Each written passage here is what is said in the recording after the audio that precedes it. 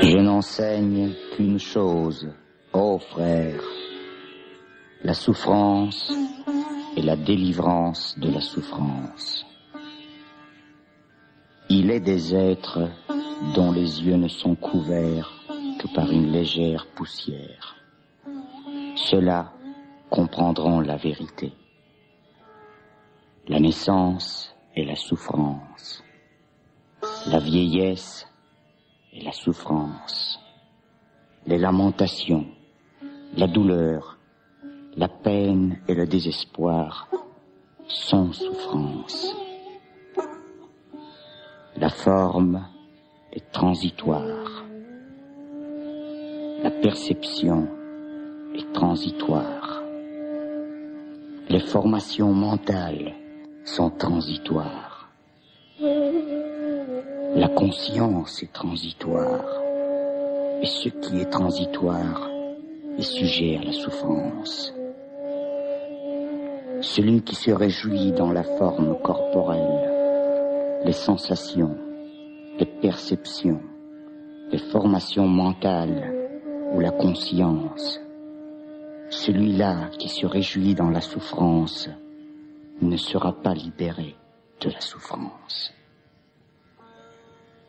Ainsi, je dis, quel délice, quelle réjouissance peut-il y avoir là où tout est incendié. Enveloppé de ténèbres, ne cherches-tu pas une lumière? Observe ce pantin, cet amas répugnant, malsain, rempli de convoitises, dans lequel il n'est rien qui puisse durer. La forme est fragile. C'est un nid de maladie et de pourriture. Ce corps de corruption porte en lui sa propre fin. La mort est au bout de la vie. N'avez-vous jamais vu un homme ou une femme âgés de 80, 90 ou 100 ans, fragile, tordu comme la poutre d'angle d'un toit, courbé vers la terre, appuyé sur un bâton, marchant à pas incertains, infirme. Sa jeunesse enfuie depuis longtemps, les dents manquantes, les cheveux rares ou disparus, ridés et les membres noués. Mais la pensée ne vous est-elle pas alors venue que vous étiez aussi sujet à la décrépitude et que vous ne pouviez pas y échapper? N'avez-vous jamais vu un homme ou une femme malade, affligé, dangereusement atteint, gisant dans ses propres ordures, qui doit être relevé par les autres, mis par les autres dans son lit? Et la pensée ne vous est-elle pas venue que vous aussi étiez sujet à la maladie et ne pouviez y échapper? N'avez-vous jamais vu le cadavre d'un homme ou d'une femme 2 ou 3 jours après sa mort, gonflé, décomposé et plein de corruption? Et la pensée ne vous est-elle pas venue que vous aussi étiez sujet à la mort et que vous ne pouviez y échapper? Que pensez-vous qui est le plus grand? Le flot de larmes versées par vous pendant ce long chemin, tout au long de la ronde des renaissances, uni à celui que vous ne désiriez pas, séparé de celui que vous désiriez, ou bien la masse des eaux des 4 océans. Pendant un long temps, vous avez souffert. La mort d'un père, d'une mère, de fils et des filles, de frères et des sœurs. Et tandis que vous souffriez ainsi, vous avez en vérité répandu plus de larmes pendant ce long chemin qu'il n'est d'eau contenue dans les 4 océans.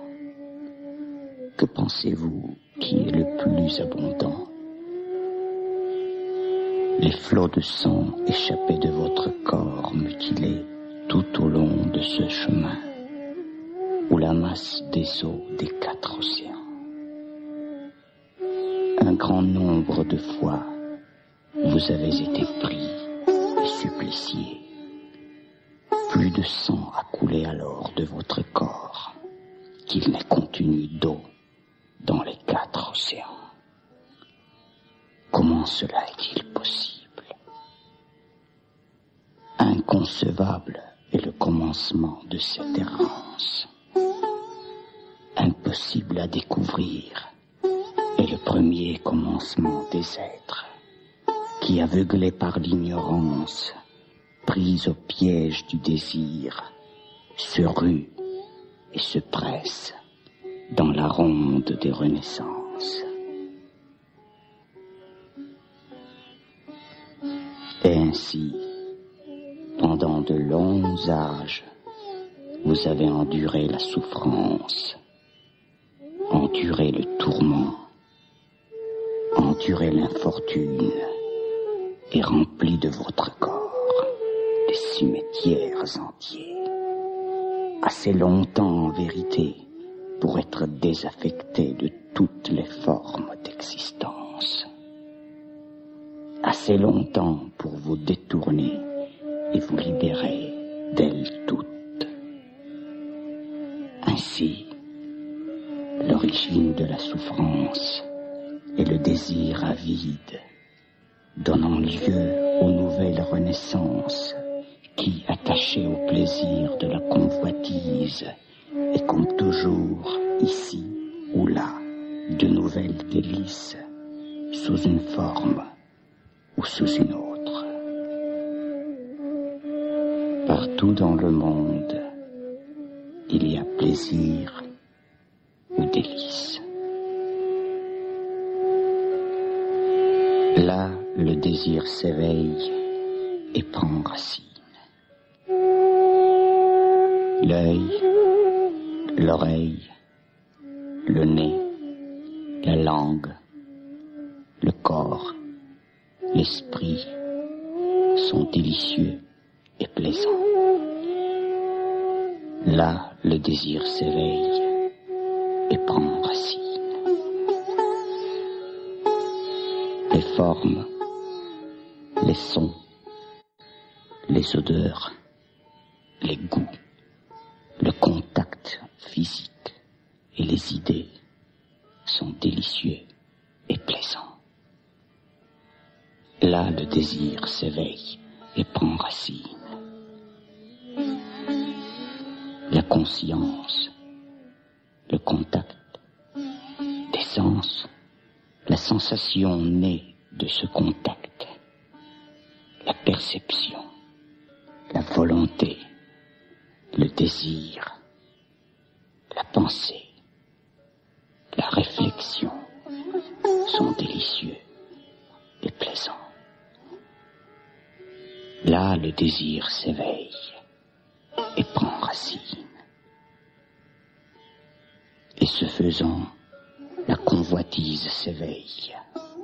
Mais la convoitise des sensations signifie l'attachement à l'existence. Et de l'attachement à l'existence dépend l'action de devenir. Et de l'action de devenir dépend la naissance.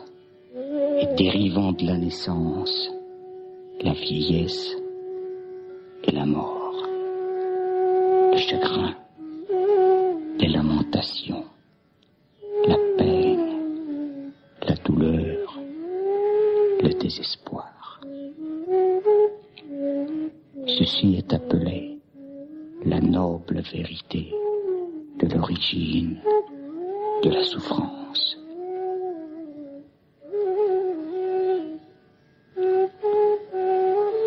L'amoncellement de souffrance de la vie présente due à la convoitise, conditionnée par la convoitise, posée par la convoitise.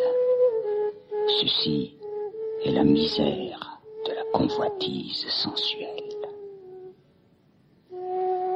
Et en continuant, les hommes prennent la mauvaise voie des actions, la mauvaise voie des paroles, la mauvaise voie des pensées, et tombent aux états inférieurs d'existence, en survient la dissolution du corps après la mort.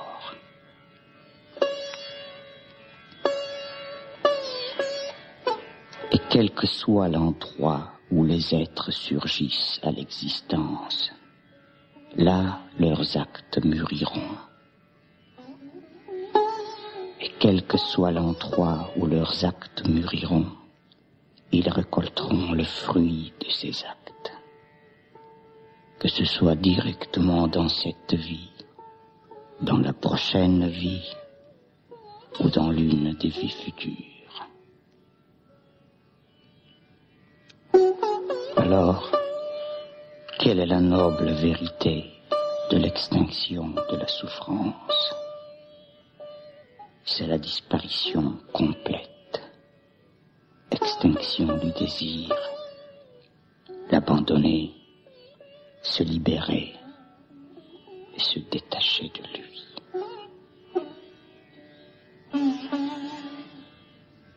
Mais où ce désir peut-il disparaître? Où peut-il être éteint? Partout dans le monde où il y a des choses délicieuses et plaisantes. Là, le désir peut disparaître et s'éteindre.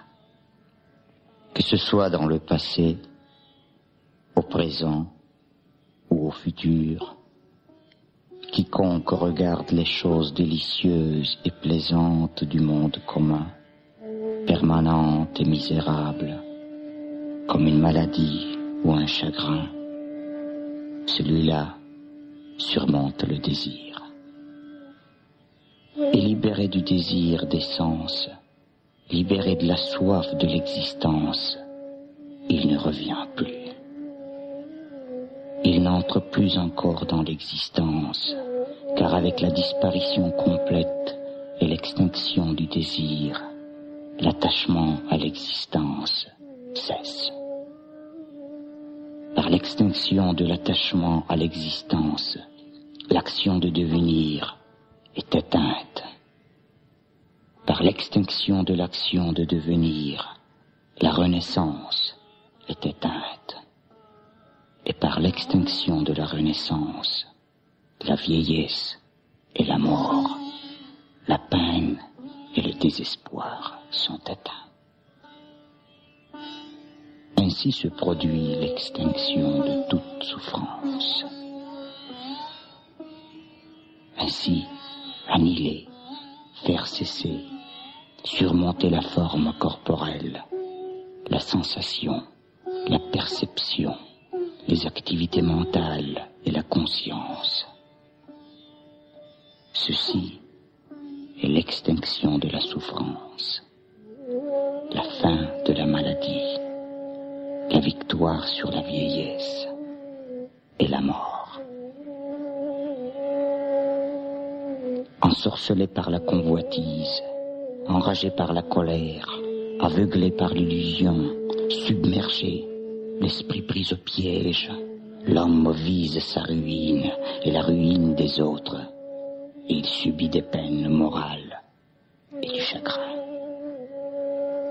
Mais si la convoitise, la colère et l'illusion sont abandonnées, l'homme ne vise plus sa ruine, ni celle des autres, et il ne subit ni peine morale, ni chagrin. Ainsi, le nirvana peut-il être immédiatement visible dans cette vie, accessible, attirant et compréhensible pour le sage. L'extinction de la convoitise, l'extinction de la colère, l'extinction de l'illusion, Ceci en vérité est appelé le nirvana. Compréhension juste, pensée juste, parole juste, action juste, moyen d'existence juste, effort juste, attention juste, concentration juste. Ceci est le noble sentier à 8 voies qui mène à la cessation de la souffrance. Ceci est le sentier du milieu qui fait comprendre et connaître, qui conduit à la paix, au discernement, à l'illumination, au nirvana. Ce sentier est libre de douleur, de torture, libre de gémissements et de souffrance. C'est la voie parfaite. Comprendre la souffrance, comprendre la cause de la souffrance, comprendre l'extinction de la souffrance, comprendre la voie qui mène à l'extinction de la souffrance. Ceci est appelé la compréhension juste.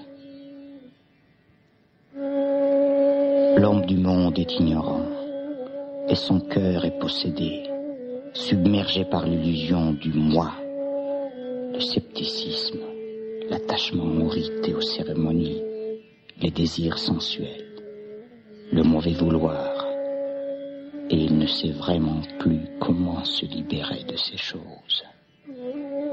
Ainsi, l'ignorant dans le monde ne sera pas libéré des renaissances, des vieillesses, des morts, des chagrins, des peines, des douleurs, des désespoirs. Je le dis, il ne sera pas libéré de la souffrance. Le disciple instruit comprend ce qui est digne de considération et ce qui est indigne. Ainsi, 3 des liens se détachent de lui.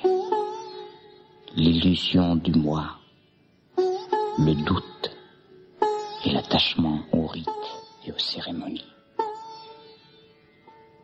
Il est meilleur d'entrer dans le courant de la délivrance que de dominer la terre, que d'atteindre les joies célestes et que régner sur l'univers. Le parfait est libéré de toute théorie, car le parfait a compris ce qu'est le corps, comment il naît et comment il disparaît. Il a compris ce qu'est la sensation, comment elle naît et comment elle disparaît. Il a compris ce qu'est la perception, comment elle naît et comment elle disparaît. Il a compris ce que sont les activités mentales, comment elles naissent et comment elles disparaissent. Il a compris ce qu'est la conscience, comment elle naît et comment elle disparaît. Donc, je le dis, le parfait a obtenu la parfaite délivrance par l'extinction, l'éloignement, la disparition, le rejet, l'affranchissement de toute opinion et conjoncture, de toute inclinaison vers la vaine gloire du je et du mien. Il serait préférable pour l'homme de ce monde ignorant de considérer comme son moi, son corps, plutôt que son esprit. Car il est évident que son corps peut durer 1 an, 2 ans, 3, 4, 5 ou 10 ans, ou même 100 ans et plus, tandis que ce que nous appelons pensée ou esprit apparaît à un moment comme telle chose et disparaît comme telle autre. En vérité, perçoit la dépendance des causes et des efforts, perçoit la vérité.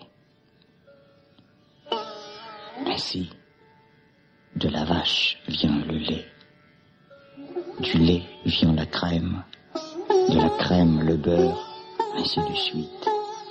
Et lorsque c'est du lait, on ne considère pas comme de la crème ou du beurre, mais seulement comme du lait, et la crème ne compte que comme crème. Ainsi fut l'existence passée, réelle au moment du passé, mais irréelle comme existence future au présent.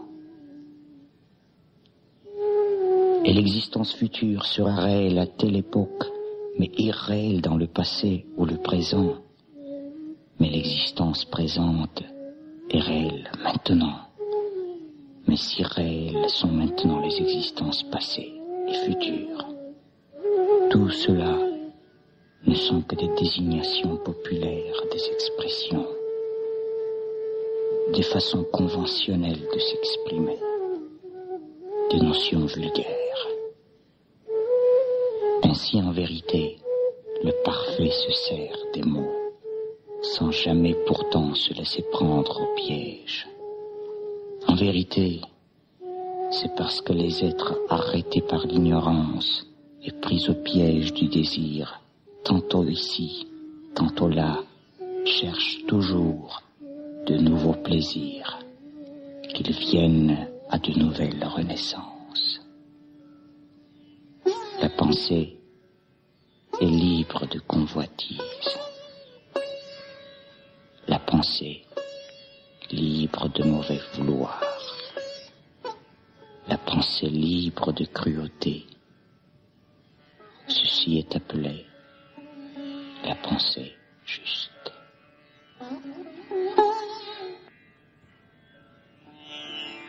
Et qu'est-ce que la parole juste? Là, le disciple évite le mensonge et s'en abstient. Il dit la vérité et se consacre à la vérité. Il évite la médisance. Il s'en abstient.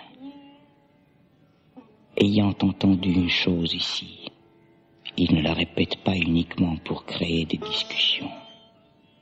Et ce qu'il a entendu là, il ne le rapporte pas ici, au risque de créer des disputes. Ainsi, l'unit ceux qui se sont séparés et encourage ceux qui se sont unis. La concorde le réjouit. Il se plaît et est heureux dans la concorde. Par ses paroles, il répand la concorde. Il évite les paroles dures. Il s'en abstient. Il prononce des paroles qui sont bonnes à entendre, allant au cœur, agréables au plus grand nombre. Il évite les paroles inutiles et il s'en abstient. Il parle au juste moment, suivant les faits, dit ce qui est nécessaire, parle de la loi et de la discipline. Et son discours est comme un trésor vivant, donné au juste moment, accompagné d'arguments modérés et pleins de sens. Tout ceci est appelé la parole juste. Le disciple évite de tuer des êtres vivants et il s'en abstient. Il évite les rapports sexuels illégaux et il s'en abstient. Ceci est appelé action juste. Quand le disciple, évitant de faire le mal, gagne sa vie par des moyens justes et honorables, ceci est appelé vie juste.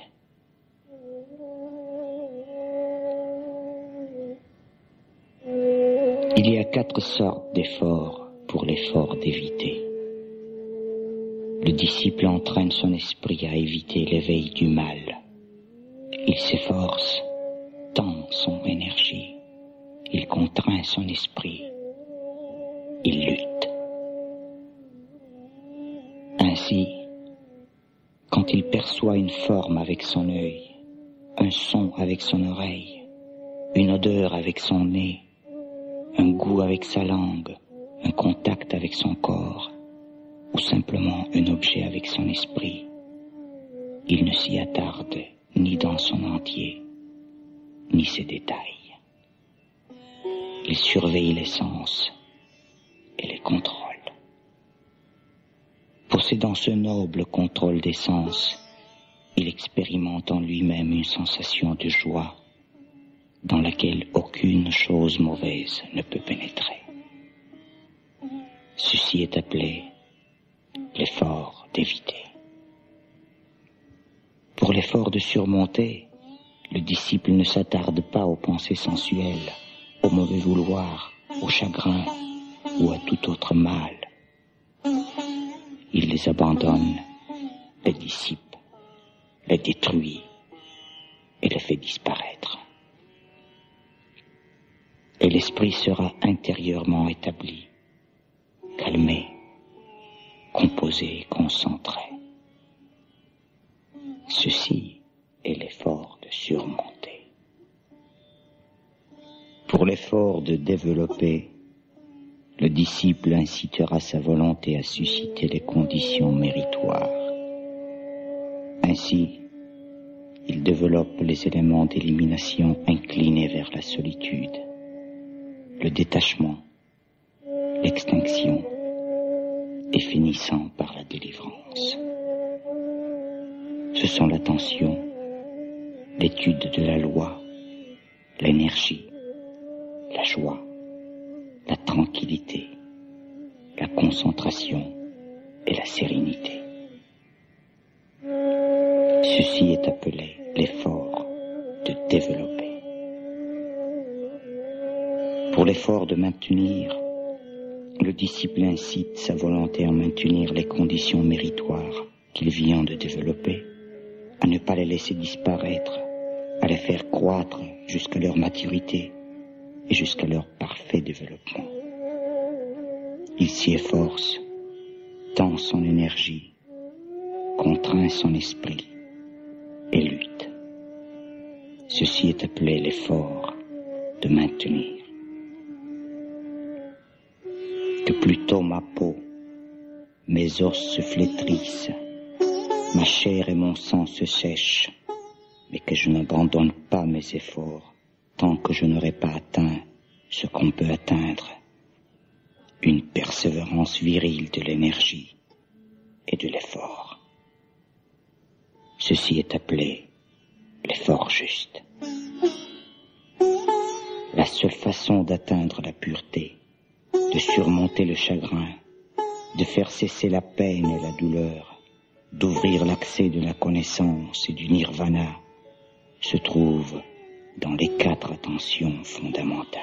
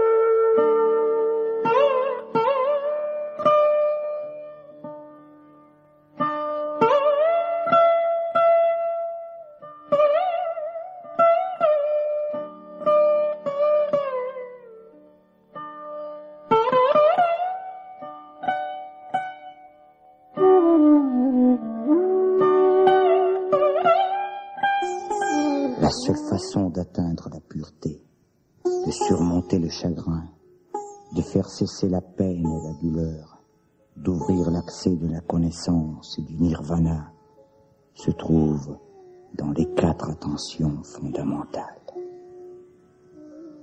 En elle, le disciple vit dans la contemplation du corps, dans la contemplation du sentiment, dans la contemplation des phénomènes, ardent, pleinement conscient et attentif, ayant mis de côté toute avidité et toute peine de l'ordre du monde. Le disciple se retire dans la forêt au pied d'un arbre. Il s'assied dans une place solitaire, les jambes croisées, le corps droit, l'attention fixée devant lui. Ainsi, le disciple demeure dans la contemplation du corps. L'esprit en état d'attention, il aspire.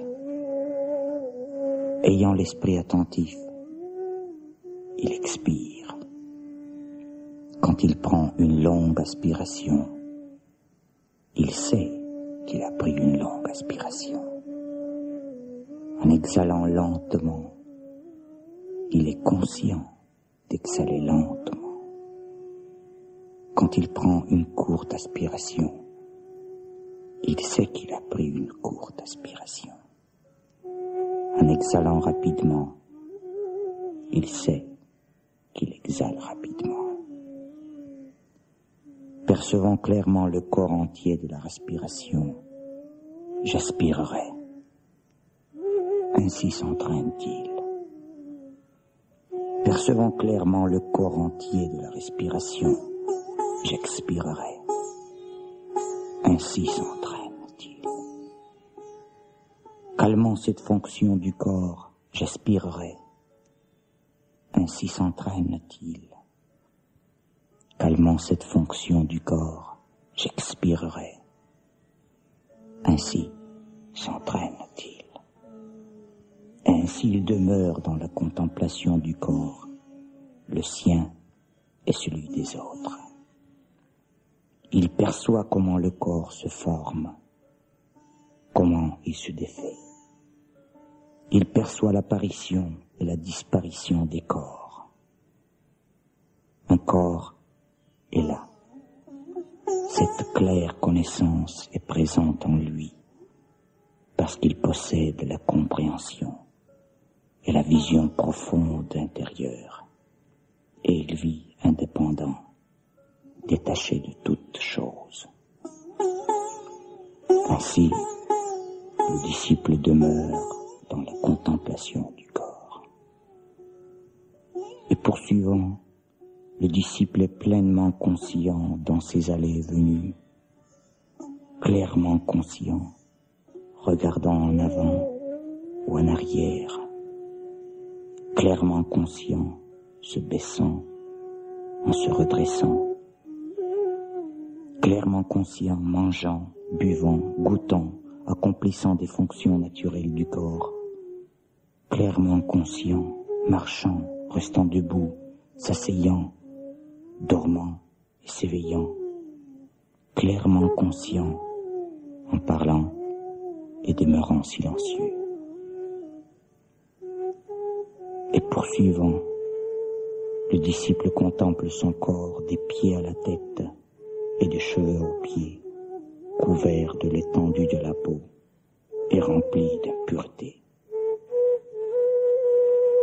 Ce corps est composé de cheveux, de dents, de peau, de chair, de muscles, d'os, de moelle, de reins, cœur, foie, diaphragme, rate, poumon, estomac, intestin, excréments, bile, humeur, pus, sang, sueur, lymphe, larmes, sérum, salive, mucus, liquide synovial, urine. Ainsi qu'un homme examinant un sac ouvert aux extrémités, rempli de grains, riz, haricots, sésame, dirait, s'il n'est pas aveugle, ceci du riz, ceci des haricots, ceci du sésame, en examinant le contenu du sac. Ainsi le disciple examine et reconnaît son corps. Ce corps comprend l'élément solide, l'élément liquide, l'élément de chaleur, l'élément de vibration. Ainsi, le disciple contemple son corps par rapport aux 4 éléments, ainsi qu'il le ferait en voyant un cadavre abandonné dans un cimetière depuis 1, 2 ou 4 jours, meurtri, décomposé, en pleine corruption.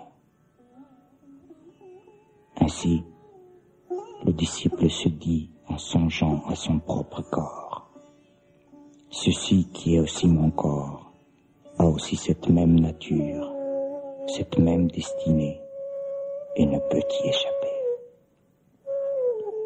En voyant un cadavre abandonné au cimetière, mangé par les corbeaux, les milans, les vautours, les chiens, les chacals, et rongé par les vers, il conclut en songeant à son propre corps: ceci qui est aussi mon corps a aussi cette nature, cette destinée, et ne peut y échapper.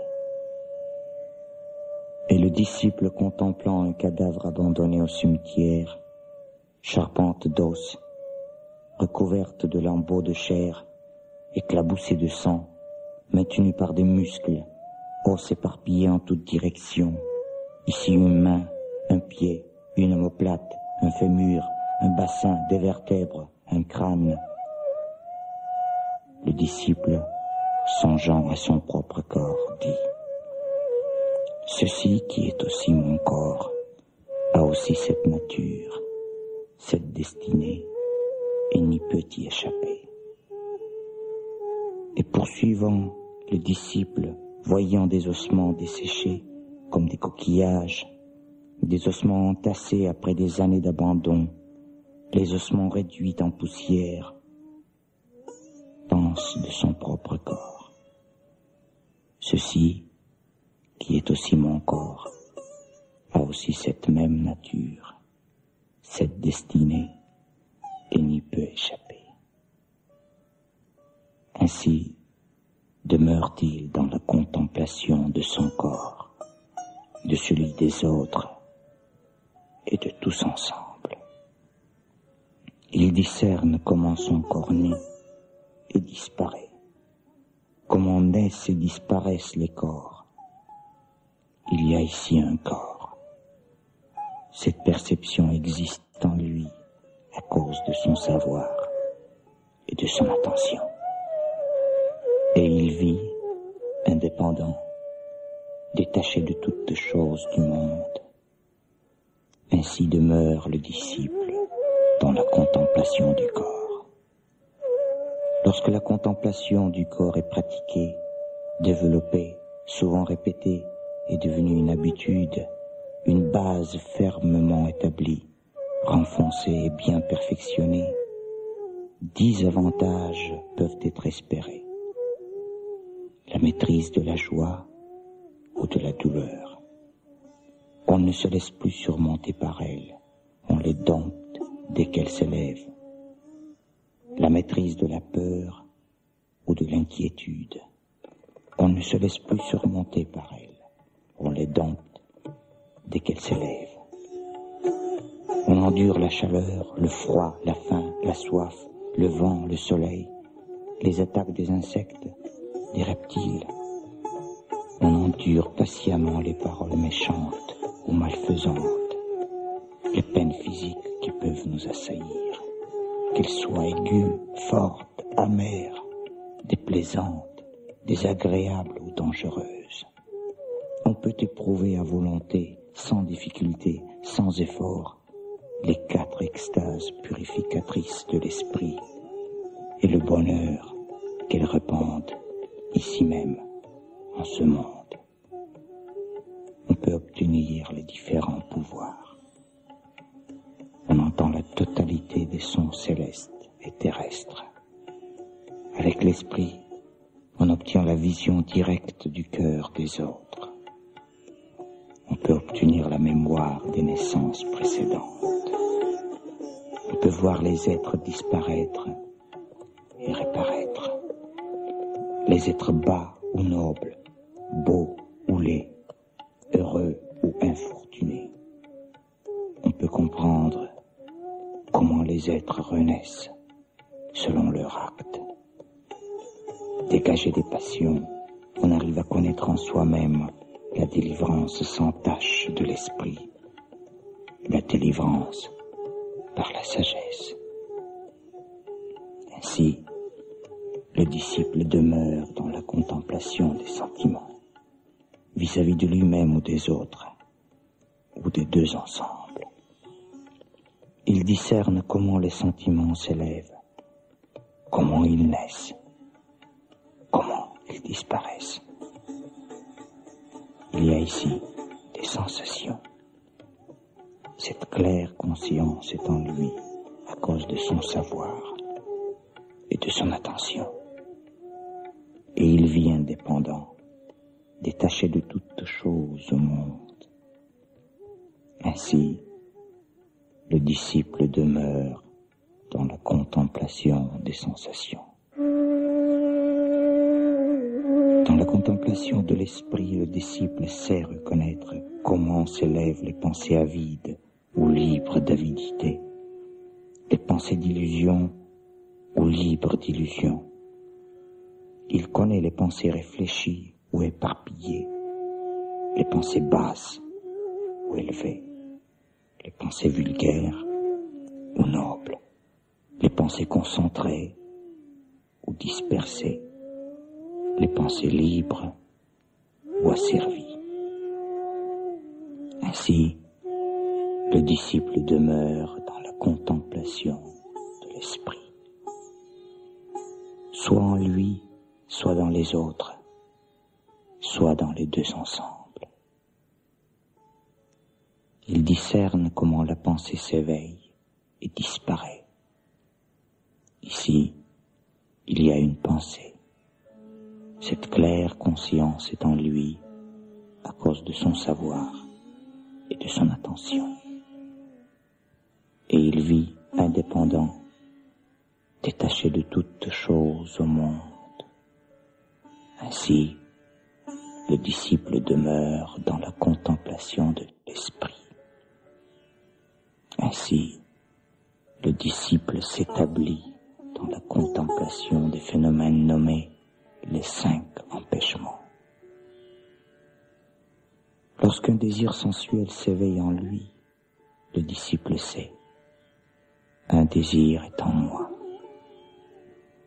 Lorsque la colère s'éveille en lui, il le sait, la colère est en moi. Lorsque la paresse et la torpeur s'éveillent en lui, le disciple le sait, la paresse et la négligence sont en moi. Lorsque l'agitation et l'inquiétude mentale s'éveillent en lui, il le sait. L'agitation et les pensées harcelantes sont en moi. Lorsque le doute est en lui, il le sait. Le doute est en moi. Il sait aussi quand ces empêchements ne sont pas en lui. Je suis libre des 5 empêchements. Il sait comment ils s'élèvent. Il sait comment les surmonter lorsqu'ils sont présents. Il sait comment, une fois qu'ils ont été surmontés, ils ne s'élèveront plus de nouveau. Et poursuivant, le disciple connaît la forme matérielle. Il sait comment elle naît et comment elle disparaît. Il connaît la perception. Il sait comment elle naît et disparaît. Il connaît les formations mentales. Il sait comment elles naissent, comment elles disparaissent. Il connaît la pensée. Il sait comment elle naît, comment elle disparaît.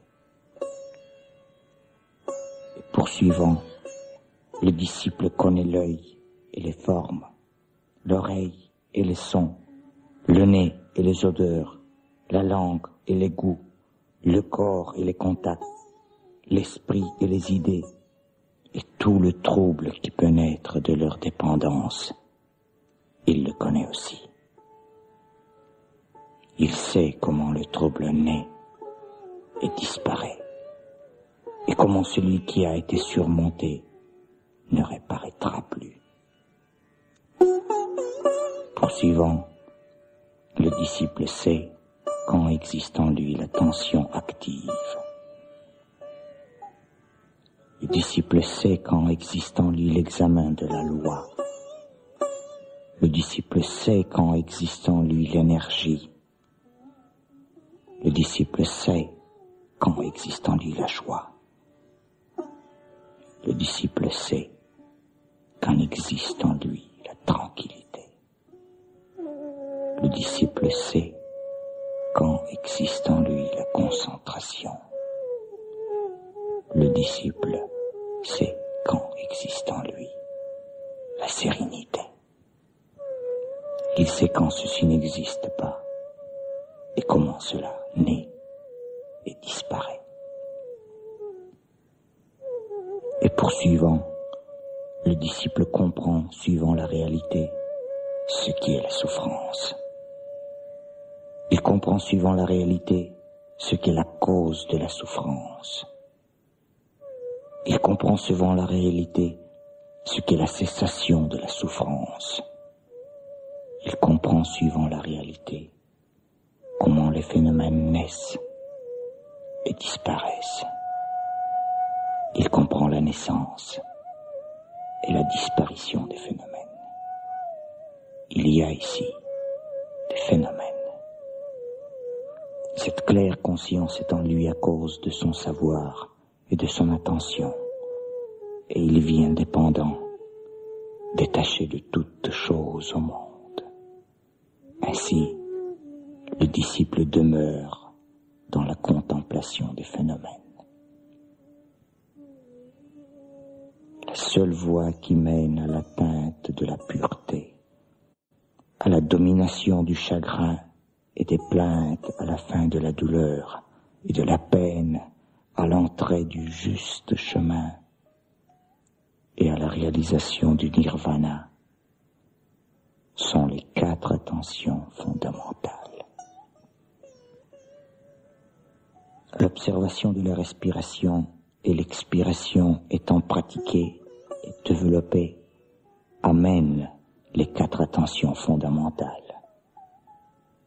Les 4 attentions fondamentales pratiquées et développées amènent les 7 éléments d'élimination parfaite. Les 7 éléments d'élimination pratiqués et développés amènent la connaissance et la délivrance parfaite. La fixation de l'esprit sur un objet unique à l'exclusion de tout autre. Voici ce qu'est la concentration juste. L'illusion et le désir doivent être sagement abandonnés. La tranquillité et la vision pénétrante doivent être sagement développées. Tel est le chemin du milieu qui nous fait voir et comprendre ce qui mène à la paix, au discernement, à l'illumination, au nirvana. En suivant ce sentier, vous mettrez fin à la souffrance.